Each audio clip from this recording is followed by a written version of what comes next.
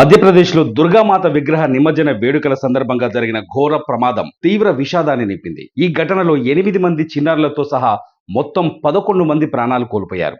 అలాగే ఈ ఘటనలో మరికొందరు గల్లంతయ్యారు. పండగ పూట జరిగిన ఈ దుర్ఘటనతో అక్కడ విషాద ఛాయలు అలుముకున్నాయి. ఖండ్వా జిల్లాలోని పంధానా పోలీస్ స్టేషన్ పరిధిలో ఉన్న జంబ్లీ గ్రామానికి చెందిన సుమారు 25 మంది భక్తులు దుర్గామాత విగ్రహంతో ట్రాక్టర్ ట్రాలీలో నిమజ్జనం కోసం బయలుదేరారు. మార్గ మధ్యంలో ఓ ఇరుకైన కల్వర్టును దాటుతుండగా అధిక బరువు కారణంగా ట్రాక్టర్ అదుపు తప్పి పక్కనే ఉన్న చెరువులోకి దూసుకెళ్లింది. ఈ ఘటనలో ఇప్పటి వరకు 11 మృతదేహాలను వెలికి తీయగా వారిలో 8 మంది చిన్నారులే ఉండటం అందరినీ కలచివేసింది.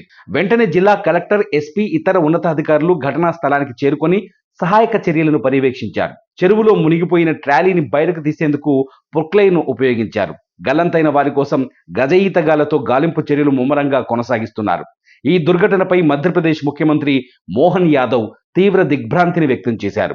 మృతుల కుటుంబాలకు ప్రగాఢ సానుభూతి తెలిపారు. అలాగే మృతుల కుటుంబాలకు 4 లక్షల రూపాయల చొప్పున నష్టపరిహారాన్ని అందిస్తామని ఆయన ప్రకటించారు.